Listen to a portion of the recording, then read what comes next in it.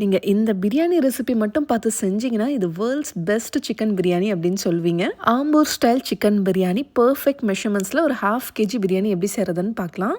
ஆம்பூர் பிரியாணிக்கு தேவையான எல்லா இன்க்ரீடியன்ஸும் நான் வந்து கட் பண்ணி ரெடியாக வச்சுருக்கேன்.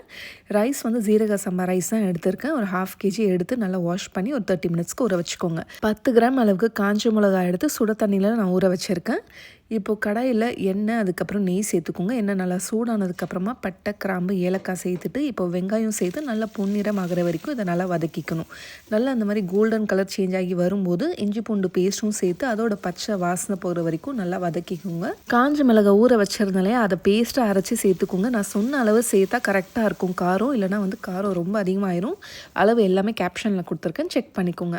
அடுத்தது இந்த பிரியாணி இன்னும் கொஞ்சம் நல்லா ஃப்ளேவர்ஃபுல்லாக இருக்கிறதுக்காக நம்மளோட தேசம் பிரியாணி மசாலா. இந்த பிரியாணி மசாலா ரொம்ப ஃப்ளேவர்ஃபுல்லாக இருக்கும். நீங்களும் ட்ரை பண்ணணும்னு ஆசைப்பட்டீங்கன்னா எங்களோட வெப்சைட் desamfoods.comலேயும் நீங்கள் ஆர்டர் பண்ணிக்கலாம். அப்படி இல்லைனா எங்களோட வாட்ஸ்அப் நம்பர்லேயும் நீங்கள் ஆர்டர் ப்ளேஸ் பண்ணிக்கலாம். தீபாவளி ஸ்பெஷல் ஆஃபராக எல்லா ப்ராடக்ட்ஸுமே 20% ஆஃப் போயிட்டுருக்கு. இது லிமிட்டட் டைமுக்கு மட்டும்தான். ஸோ இந்த ஆஃபரை மிஸ் பண்ணிடாதீங்க.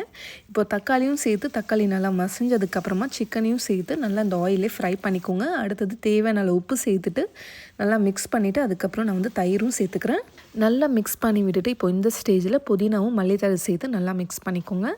அடுத்தது நான் லெமன் ஜூஸும் சேர்த்துக்கிறேன். இப்போ கிரேவியில் நல்லா எண்ணெய் பிரிஞ்சு வந்ததுக்கப்புறமா இப்போ சிக்கன் முழுகிற அளவுக்கு வந்து தண்ணி சேர்த்துக்கோங்க. சுட தண்ணி தான் சேர்க்கணும். நான் அப்ராக்சிமேட் ஒரு 1/2 லிட்டர் அளவுக்கு நான் தண்ணி சேர்த்துருக்கேன்.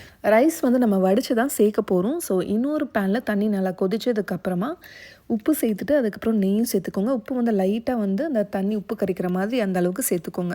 கரெக்டாக ஒரு ரைஸ் வந்து ஒரு 3 to 4 மினிட்ஸ் குக் ஆனால் போதும். இப்போ இதை வடிச்சிடலாம். இப்போ இந்த ரைஸ் எடுத்து அப்படியே இந்த கிரேவிக்குள்ளே நல்லா வந்து மிக்ஸ் பண்ணிக்கோங்க. நல்லா மிக்ஸ் பண்ணதுக்கப்புறமா தண்ணி வந்து இதோட அதிகமாகவும் இருக்கக்கூடாது, ரொம்ப ட்ரையாகவும் இருக்கக்கூடாது. ரொம்ப ட்ரையாக இருந்துச்சுன்னா இன்னும் கொஞ்சம் தண்ணி வந்து நீங்கள் சேர்க்கணும். இந்த மாதிரி இருந்தால் கரெக்டாக இருக்கும்.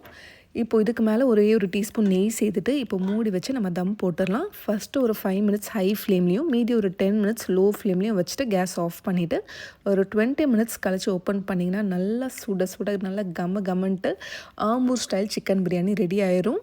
சாப்பிட்றதுக்கு இது செம்ம டேஸ்ட்டாக இருக்கும். கண்டிப்பாக நீங்கள் இந்த ரெசிபி ஒரு தடவையாச்சும் ட்ரை பண்ணிவிட்டு எனக்கு ஃபீட்பேக் சொல்லுங்கள். இந்த ரெசிபி உங்களுக்கு பிடிச்சிருந்தா லைக் பண்ணிவிட்டு உங்களோட ஃப்ரெண்ட்ஸ் அண்ட் ஃபேமிலிக்கும் ஷேர் பண்ணுங்கள். இந்த மாதிரி நல்ல ஃபுட் கண்டென்ட் வீடியோஸ் பார்க்கணுன்னா நம்ம பேஜை மறக்காமல் ஃபாலோ பண்ணிக்கோங்க. அப்படியே தேசம் ஃபுட்ஸில் ஷாப் பண்ண மறந்துடாதீங்க.